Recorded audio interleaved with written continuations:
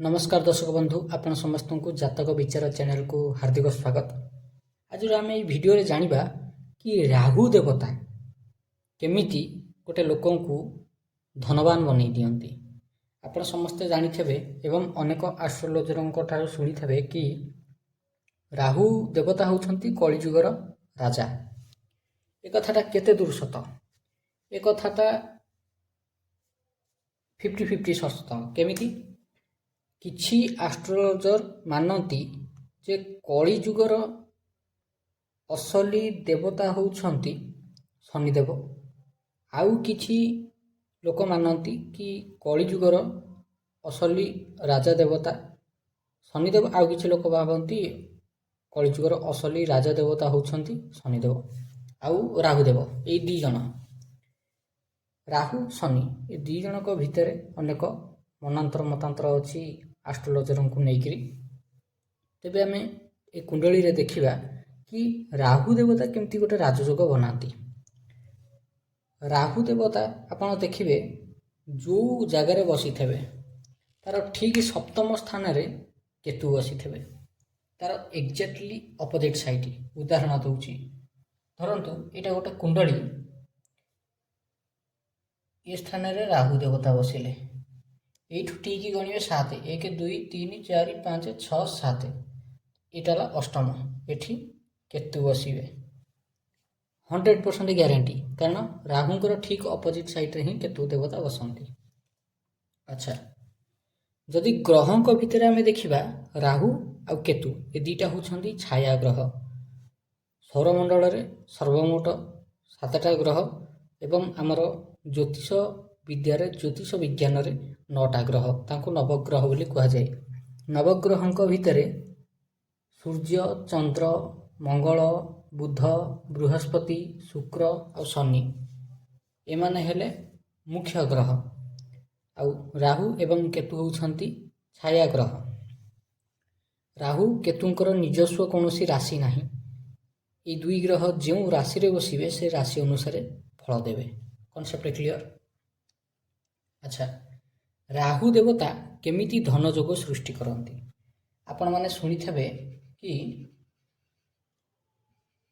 राहु जेतेबेले तृतीय स्थान रे बसिबे जेतेबेले षष्ठ स्थान रे बसिबे एवं जेतेबेले एकादश स्थान रे बसिबे सेतेबेले से राजयोग बनाती। को राजयोग ना धनपति राजयोग बनाती। धनपति माने कौन अर्थात एमिति वे रे पैसा आसीबो जहाँ को गोटे साधारण मनीष संभाळिबाटा कष्ट हो जाए।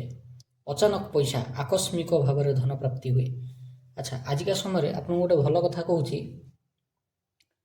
जेते लोक प्राय देखिए सोशल मीडिया रु इनकम करछंती एवं शेयर मार्केट रु इनकम करछंती सेमानकर प्रायतः एकादश स्थान रे राहु थेबे नले तृतीय स्थान रे राहु थेबे नले षष्ठ स्थान रे राहु थेबे। ये 3टा स्थान रे राहु थेले ही सोशल मीडिया रु पैसा इनकम करी हबो, इलेक्ट्रोनिक्स मीडिया रु पैसा इनकम करी हबो, शेयर मार्केट रु पैसा इनकम करी हबो, लॉटरी रु पैसा इनकम करी हबो, नचेत करी हबो नाही। काहेकि कारण राहु हेले छाया ग्रह अर्थात से जो राशि उपरे बसिबे गोटे छाई भलिया ता उपरे माडिगिरी बसिबे। आपण देखिथेबे चंद्र ग्रहण समय जेतेबेले एक्जाक्टली चंद्र ग्रहणर मझामझी हुए सेतेबेले चंद्र एमती राउंड होइकरी अछंती गोल होइकरी अछंती तांको उपरे किंबा तांको मझी रे गोटे ब्लैक स्पॉट देखा जिवो खाली जस्ट ऊपर तक हल्का चंद्रंकर किरण भलिया देखा जिवो। देखिथेबे केबे चंद्र ग्रहण जदि आपण खाली आखिरे देखिथेबे देखिबे चंद्र अछंती तांको सामना को जेतेबेले गोटे ग्रह पळी आसिले सेतेबेले चंद्रंकर जस्ट खाली ऊपर औराटा देखा होउथबो बाकी चंद्रमांकर स्थितिटा कभर हो जाइथबो। याकू कहंती चंद्र ग्रहण। चंद्र ग्रहण समय ग्रहण कले राहु चंद्र को तेबे चंद्रंकर प्रभाव हो गला शून्य। देखिबे आपन को दुईटा कॉम्बिनेशन कहूची ए दुईटा को कॉम्बिनेशन आपन जहार कुंडली रे देखिबे 100% ग्यारंटी मारिकी मु कहूची से भलिया लोक टाउटर बाहरिबे। केमिति दुईटा कॉम्बिनेशन कहूची गोटे हला ये हेले राहु, ये हेले बुध, ये हेले राहु,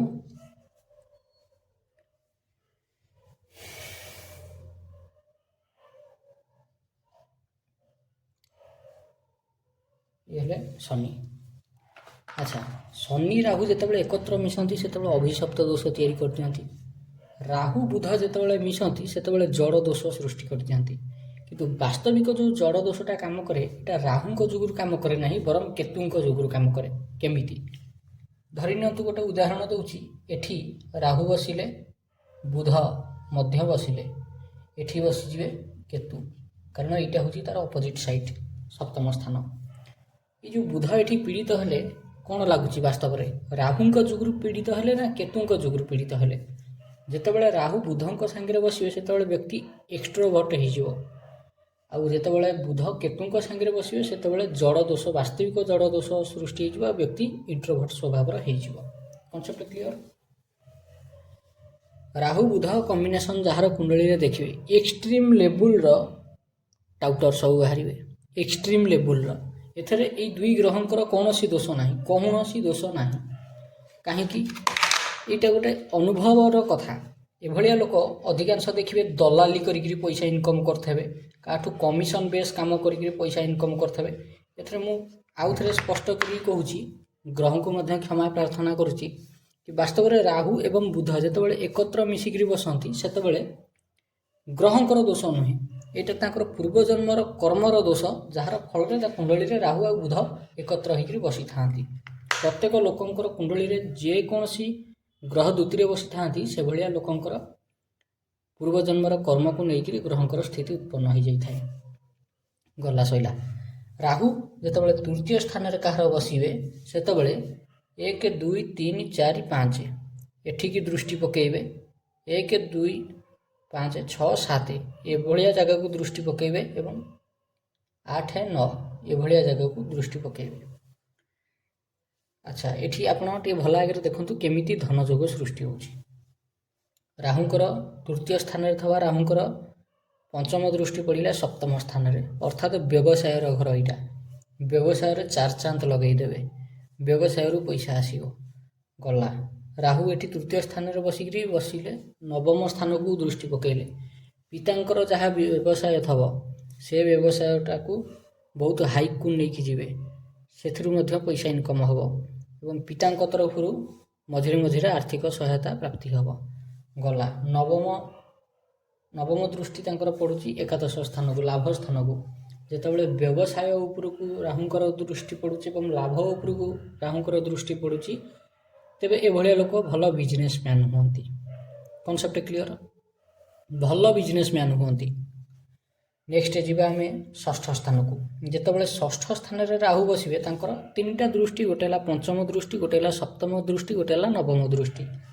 तो राहु एठी बसिकरी 1 2 3 4 5 दशम स्थान को पकेबे पंचम दृष्टि, तापर 6 7 द्वादश स्थान को पकेबे सप्तम दृष्टि, 8 9 द्वितीय स्थान को पकेबे को दृष्टि नवम दृष्टि। एठी पड़िला तांकर पंचम दृष्टि, एठी पड़िला सप्तम दृष्टि, एठी पड़िला नवम दृष्टि। अच्छा, राहु षष्ठ स्थान रे बसिकरी जेतेबेले दशम स्थान को दृष्टि पकेले, अर्थात कर्म घर को दृष्टि पकेले, सेतेबेले देखिबे एभलिया लोक साधारणतः इलेक्ट्रोनिक्स आइटम को लेकर बिजनेस करेंगे।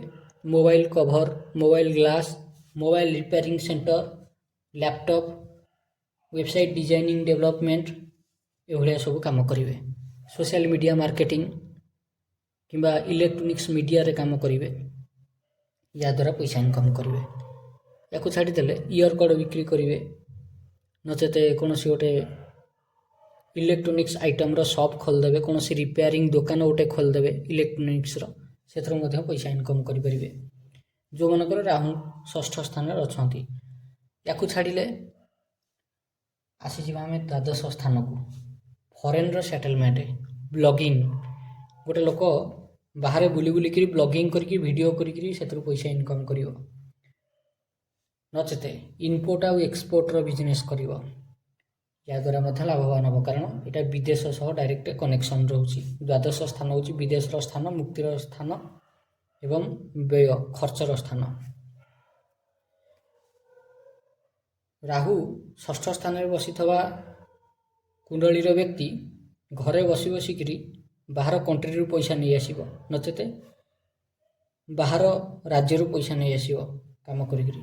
ତାପରେ ରାହୁଙ୍କର ଏଠୁ ଦୃଷ୍ଟି ପଡ଼ିଲା କେଉଁଠି ନା ଦ୍ୱିତୀୟ ସ୍ଥାନକୁ, ଧନ ସଞ୍ଚୟର ସ୍ଥାନକୁ, କୁଟୁମ୍ବ ସ୍ଥାନକୁ। ଏଠି ରାହୁଙ୍କର ଦୃଷ୍ଟି ସ୍ଥାନକୁ ପଡ଼ିବା ଯୋଗୁଁ ସାମାନ୍ୟତଃ ବାଣୀରେ ଟିକେ କର୍କଶତା ପଳେଇ ଆସେ, ବାଣୀରେ ଟିକେ କର୍କଶତା ପଳେଇ ଆସିବ, କଥାଟା ଏତେ ଭଲ ହେବ ନାହିଁ। କୁଟୁମ୍ବ ସହିତ ନିଜର ଘର ପରିବାରର ଯେଉଁ ଲୋକ ଥିବେ ତାଙ୍କ ସାଙ୍ଗରେ କଥାବାର୍ତ୍ତା ଟିକେ ଏତେ ବେଶୀ ଜମିବ ନାହିଁ। କିନ୍ତୁ ଧନ ସଞ୍ଚୟ ମାମଲାରେ ଏଭଳିଆ ଲୋକ ଯାହାର କୁଣ୍ଡଳୀର ଷଷ୍ଠ ସ୍ଥାନରେ ରାହୁ ବସିଥିବେ ଆଉ ଦ୍ୱିତୀୟ ସ୍ଥାନକୁ ଦୃଷ୍ଟି ପଡ଼ୁଥିବ ଧନ ସଞ୍ଚୟର ସ୍ଥାନ, ଏଭଳିଆ ଲୋକ ବଡ଼ ଆମାଉଣ୍ଟର ପଇସାଟାକୁ ବ୍ଲାକ୍ ମନି କରିକିରି ରଖନ୍ତି। ଏଇଟା ମନେ ରଖିଥିବେ। 100% ଗ୍ୟାରେଣ୍ଟି ଦେଇକିରି କହୁଛି, ଯାହାର ଷଷ୍ଠ ସ୍ଥାନରେ ରାହୁ ବସିଥିବେ ସେଭଳିଆ ଲୋକ ଏତେ ପଇସା ରଖିଥିବ ଯାହାର ହିସାବ ନାହିଁ। 100% ବ୍ଲାକ୍ ମନିର ଯୁଗ। ତା ପାଖକୁ ଏମିତି ପଇସା ରାସ୍ତାରୁ ଆସିବ ଯାହାର ହିସାବ ନଥିବ।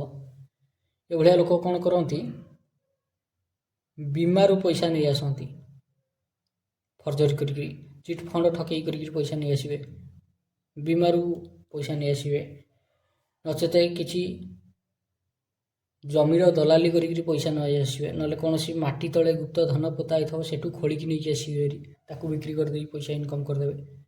ଏଇଭଳିଆ ସବୁ କାମ ଯେଉଁଗୁଡ଼ାକ କି ମଣିଷର ଇମାଜିନେସନ୍ର ବାହାରେ। Concept clear.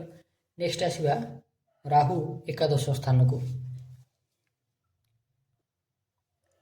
ଏଠି ହେଲା କୁଣ୍ଡଳୀର ଏକାଦଶ ସ୍ଥାନ, ଏଇଟା ହେଉଛି ଦ୍ୱାଦଶ ସ୍ଥାନ। ଯେତେବେଳେ ଏକାଦଶ ସ୍ଥାନରେ ରାହୁ ବସିବେ ସେତେବେଳେ କ'ଣ କରିବେ, ତାଙ୍କର ତିନିଟା ଦୃଷ୍ଟି, ଗୋଟେ ହେଲା ପଞ୍ଚମ ଦୃଷ୍ଟି, ଗୋଟେ ହେଲା ସପ୍ତମ ଦୃଷ୍ଟି, ଗୋଟେ ହେଲା ନବମ ଦୃଷ୍ଟି। ଆମେ ଗଣିବା ଏଇଠୁ କ'ଣ, 1 2 3 4 5 ଏଠିକି ଦୃଷ୍ଟି ପଇଲା, 6 7 ଏଠିକି ଦୃଷ୍ଟି ପଇଲା, 8 9 ଏଠିକି ମଧ୍ୟ ଦୃଷ୍ଟି ପଇଲା। Concept clear. ଆଚ୍ଛା, ମନେ ରଖିଦେବେ ସବୁବେଳେ ରାହୁ ଯେଉଁ ସ୍ଥାନରେ ଥିବେ ତାର ଠିକ୍ ସପ୍ତମ ଘରେ କେତୁ ବସିଥିବେ। ଯେତେବେଳେ ରାହୁ ଏଠି ବସିବେ କେତୁ ଏଠି ବସିଯିବେ। ରାହୁ ଆଉ କେତୁଙ୍କର ପ୍ରଭାବଟା ବରାବର ମାତ୍ରାରେ ରହେ।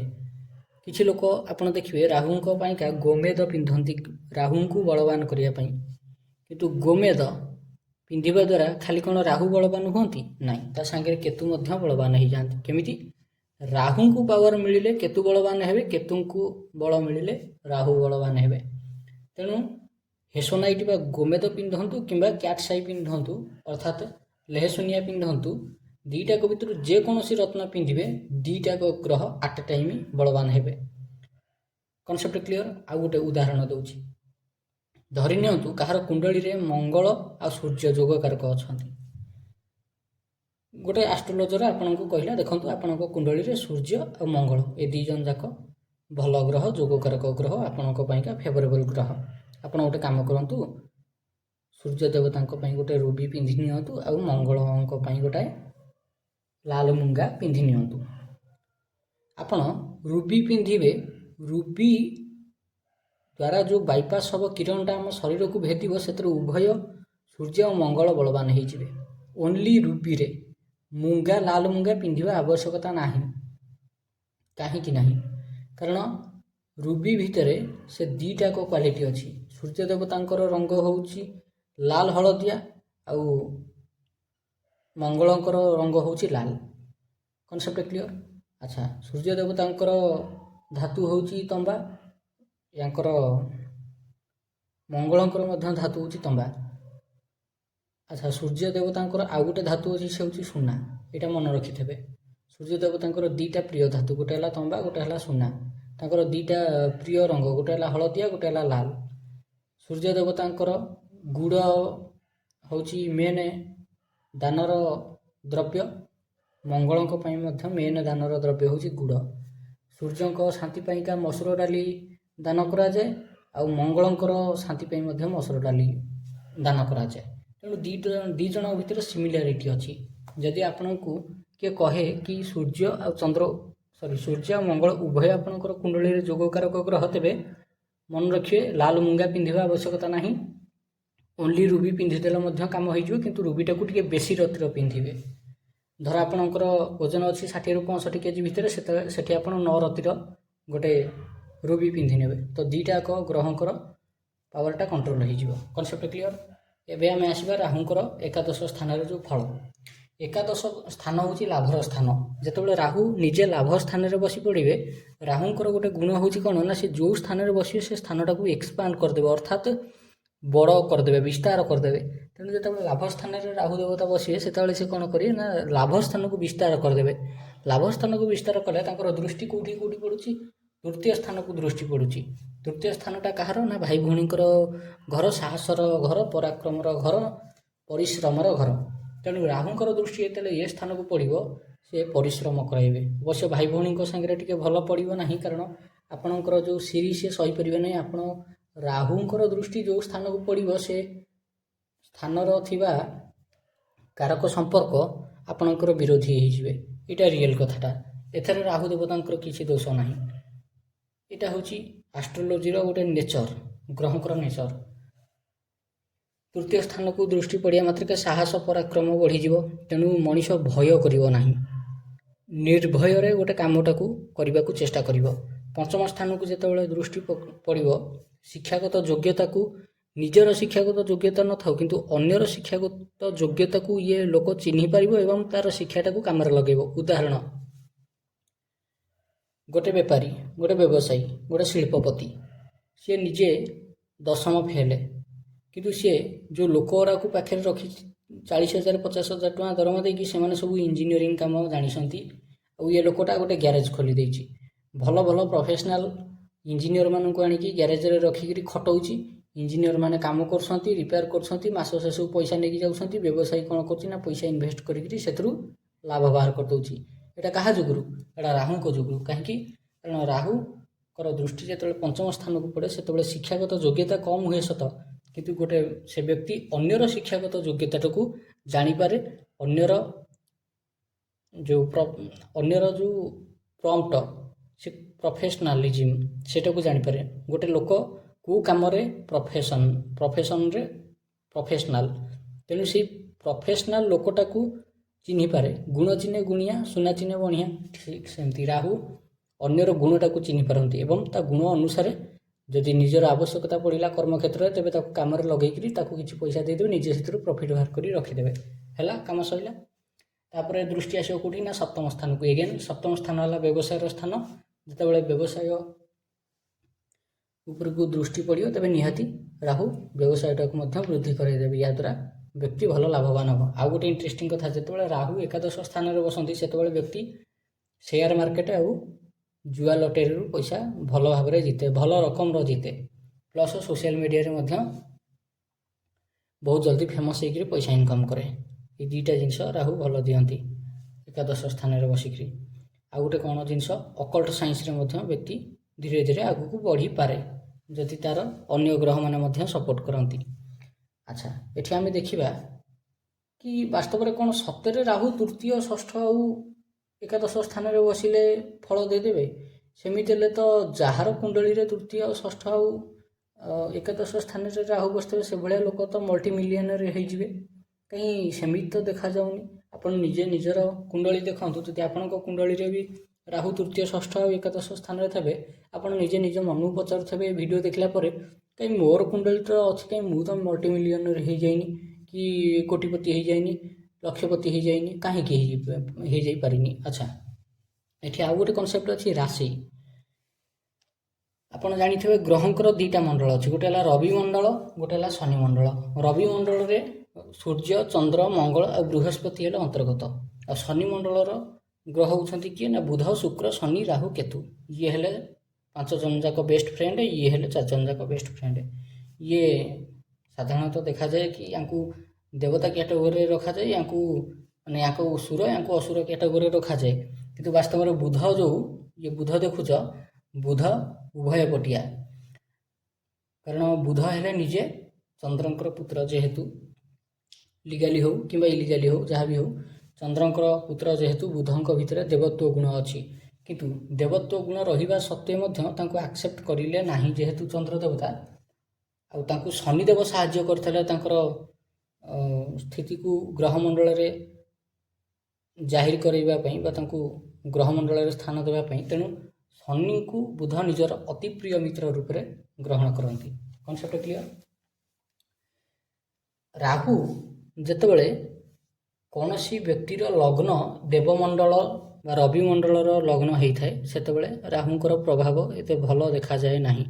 ଉଦାହରଣ କ'ଣ କ'ଣ ହେଉଛି ଲଗ୍ନ? ପ୍ରଥମେ ଆସିଲେ ସୂର୍ଯ୍ୟ ଅର୍ଥାତ୍ ସିଂହ ଲଗ୍ନ, ତାପରେ ଆସିଲେ ଚନ୍ଦ୍ର କର୍କଟ ଲଗ୍ନ,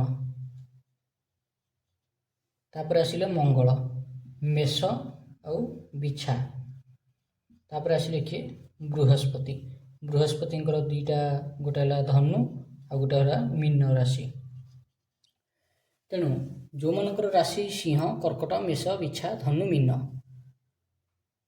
ମୁଁ ଏଠି ରାଶି କହିବାକୁ କହିଦେଲି, ଏଠି ବାସ୍ତବରେ ଲଗ୍ନ କୁହାଯିବ। ଯଦି କାହାର ଲଗ୍ନ ହେଉଛି ସିଂହ ଲଗ୍ନ, କର୍କଟ ଲଗ୍ନ, ମେଷ ଲଗ୍ନ, ବିଛା ଲଗ୍ନ, ଧନୁ ଲଗ୍ନ କିମ୍ବା ମୀନ ଲଗ୍ନ, ଏସବୁ 5ଟା ଯାକ 2 2 4 6ଟା ଯାକ ଲଗ୍ନ ଭିତରୁ ଯାହାର ଯେକୌଣସି ଗୋଟାଏ ଲଗ୍ନ ହେଇଥିବ, ସେଠି ରାହୁଙ୍କର ପ୍ରଭାବ ଏଠି ଭଲ ଦେଖାଯାଏନି, ଅର୍ଥାତ୍ ପଜିଟିଭ୍ ଦେଖାଯାଏନି।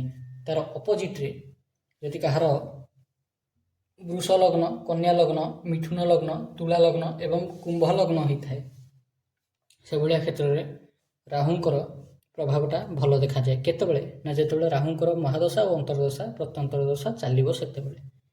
ଆଉ ଗୋଟେ ଇଣ୍ଟରେଷ୍ଟିଂ କଥା କହୁଛି, ରବି ମଣ୍ଡଳରେ ରାହୁଙ୍କର ପଜିଟିଭ୍ ଫଳ ମିଳେ ନାହିଁ। ଯଦି ବି ମିଳେ ବହୁତ କ୍ୱଚିତ, ସେଇଟା ଅନ୍ତର୍ଦଶାକୁ ନେଇକରି ଭ୍ୟାରି କରେ।